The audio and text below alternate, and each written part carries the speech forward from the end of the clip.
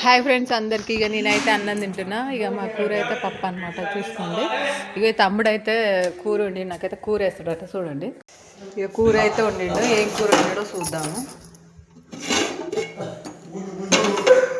మంచిగా egg fry అయితే చేసిండు.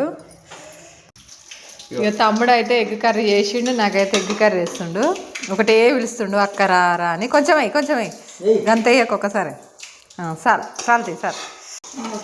తిన్న తర్వాత చెప్తా ఎట్లుందని.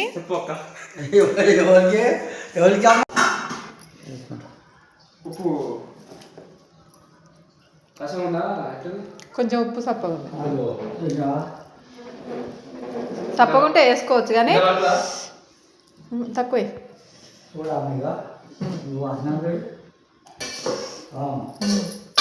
నాకు లైట్గా ఇలా ఉప్పు మంచిగా వంట నేర్చుకున్నావుగా. మూత పెట్ట కూర మీద.